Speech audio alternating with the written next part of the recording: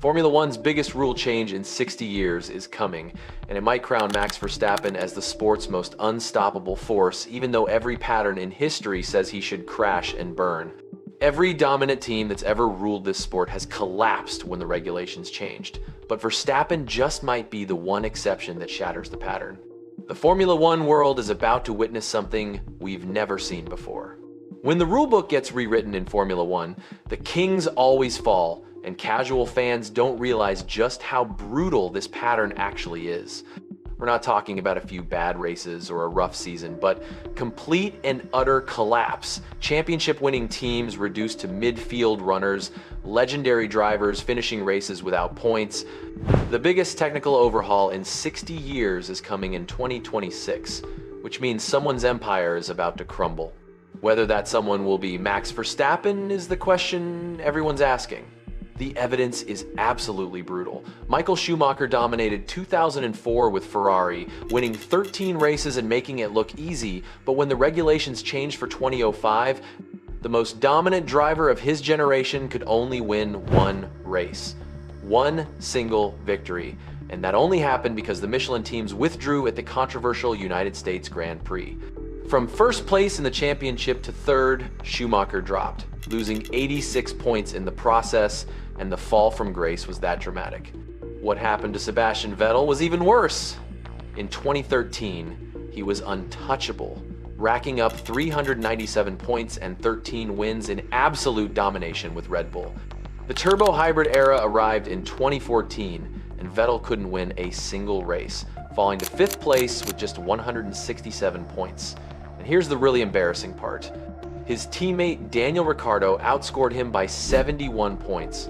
Adrian Newey, the legendary designer, admitted the situation felt pretty depressing because even a spectacular job might only snatch the odd win and never a championship.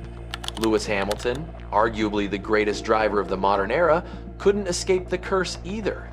8 races in 2021 belonged to him, but when ground effect regulations arrived in 2022, Mercedes completely missed the concept and Hamilton suffered severe porpoising that left him reporting back pain after Azerbaijan.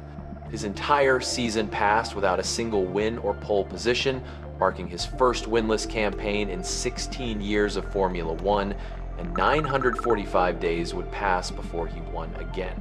Every single time, the pattern holds. Recovery takes anywhere from 1 season to nearly a decade, and that's exactly why Max Verstappen should be terrified right now. What's coming in 2026 isn't a rule tweak, but a complete transformation of what a Formula One car actually is. The power unit balance flips dramatically. Internal combustion engines produce around 750 horsepower right now, while electric motors add about 160. But that equation reverses next year, with engine output dropping to 540 horsepower and electric motor output jumping to 470. A 50-50 split produces roughly 1,000 horsepower combined, changing everything about how these cars behave. The MGUH is gone entirely. That complex heat recovery system that caused Honda and Renault so many headaches when the hybrid era began. And a new overtake mode grants drivers extra energy when they are within 1 second of the car ahead, which should create better racing. 30 kilograms come off the minimum weight, dropping to 768 kilograms, while the wheelbase shrinks by 200 millimeters and overall width drops by 100 millimeters, creating more agile machines than anything in the modern era. Active aerodynamic systems replace DRS completely, with movable flaps switching between high downforce corner mode and low drag straight mode automatically. The original proposal called for 40% less downforce, but simulation showed cars would be 4 seconds slower, so final targets settled between 15 and 30% reduction. 60 years have passed since Formula One saw a technical reset this dramatic. We've already watched Verstappen do the impossible once, and that's where things get interesting. Ground effect regulations arrived in 2022, and while Mercedes and Ferrari struggled with severe porpoising, Verstappen dominated from the start with 15 wins alongside a 22-2 qualifying advantage over teammate Sergio Perez. Both Red Bull drivers retired from the season opener, leaving Verstappen with the largest points deficit to overcome in Formula One history. He overcame it. His driving style explains this adaptability. Technical analysts describe him as a smooth oversteer driver who brakes early in two phases, creating rotation that points the car more directly earlier on exit. And former teammate Alex Albon put it simply when he said, Verstappen's level of pointy handling sits off the scale because he likes a car that darts into corners. The 2025 season proved something even more remarkable. 2 points separated Verstappen from champion Lando Norris, and despite what he described as the best driving of his career, he found himself 104 points behind Oscar Piastri after the Dutch Grand Prix. 6 of the final 10 races belonged to Verstappen in a comeback that defied the performance gap. They didn't really lose it because they were never really in it, and that's how he assessed the situation. Nearly winning a championship in an inferior car through sheer talent matters enormously for what comes next. The drama unfolding behind the scenes is where things get really interesting. Red Bull is building their first Formula One engine ever, and you need to think about that for a second. Every other manufacturer has decades of experience, with Mercedes, Ferrari, and Honda doing this for generations, while Red Bull is starting from scratch, which sounds like a recipe for absolute disaster. February 2023 brought the announcement of an 8-year partnership with Ford Motor Company, and Christian Horner described it as Red Bull's biggest investment since acquiring Jaguar in 2004. With hundreds of millions of pounds committed and approximately 300 employees working on the power unit. Their Milton Keynes facility now runs at full capacity, with an engine firing on the dynamometer regularly. Verstappen toured the facility, heard the 2026 power unit running, and came away impressed, according to technical director Ben Hodgkinson. The complications arrived, and this is where the story takes a dark turn. May 1st, 2024 brought Adrian Newey's departure announcement, with the legendary aerodynamicist leaving fully in early 2025 to join Aston Martin. The man who designed every championship-winning Red Bull would not touch the 2026 car, and you need to let that sink in, because he built Red Bull's entire empire and won't be there for the biggest regulation change in 60 years. Christian Horner departed in July 2025.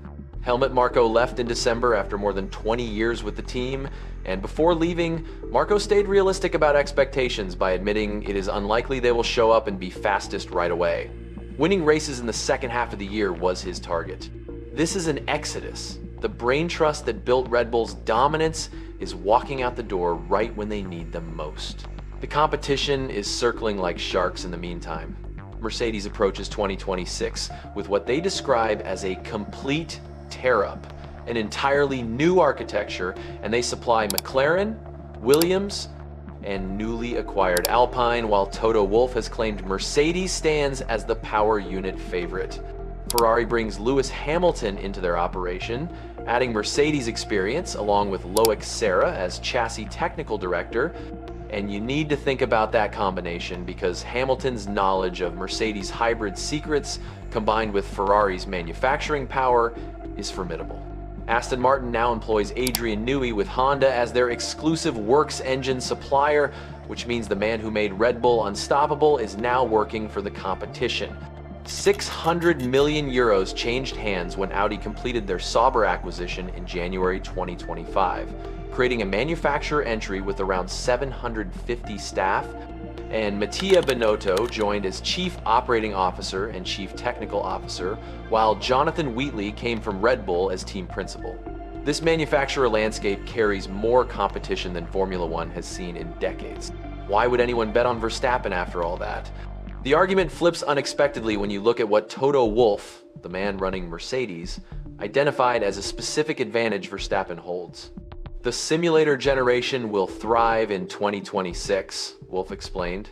And looking at Max's generation, he noted they work on simulators constantly and they enjoy it. Whoever loves the virtual world will have an advantage when these new cars arrive. Complex energy management decisions happen in real time with the 2026 power units, and Marko pointed to Verstappen's ability to drive fast and think at the same time as perfect for managing these systems under pressure. 30 kilograms of weight reduction creates more agile cars, exactly what Verstappen's oversteer-loving style prefers. Ben Hodgkinson offered cautious optimism, acknowledging Mercedes will likely do well while expressing confidence that Red Bull is developing faster now that they have caught up from starting behind. Verstappen's own views have shifted as well. In 2023, he called the regulations terrible, but by July 2025, his tone softened as he admitted they might actually be fun once they start driving. Former champion Jacques Villeneuve captured the uncertainty perfectly when he noted that many of Verstappen's cars have been influenced by Adrian Newey, and a big question mark hangs over the next year, which is exactly what makes it exciting because nobody knows what to expect. Personnel raids on Mercedes-built Red Bull's engine program. Ben Hodgkinson spent 20 years at Mercedes as head of mechanical engineering before Red Bull recruited him along with several other key Mercedes high-performance powertrain staff. And they didn't just hire random engineers, but took the people who built Mercedes' hybrid dominance. Red Bull enters 2026 carrying real vulnerabilities, with an untested power unit facing manufacturers with 90 years of experience, their greatest technical asset now working for a competitor, and leadership changes arriving at the worst possible time. What they still possess is the sport's most adaptable driver, substantial Ford investment, and key Mercedes personnel running the engine program. Melbourne hosts the first race on March 6th, 2026, and real answers arrive then. 60 years of Formula One history have not produced a technical reset this dramatic, and every pattern says the dominant team should fall while Max Verstappen should struggle with an unproven engine and without Adrian Newey. Verstappen has already defied this pattern once when ground effect cars arrived in 2022 and he adapted immediately, while rivals floundered and 2 points separated him from the championship in 2025 despite driving an inferior machine. History says the kings always fall when the rules change. Max Verstappen has made a career of proving history wrong, and the question isn't whether he'll survive the 2026 regulation changes, but whether anyone else will survive him.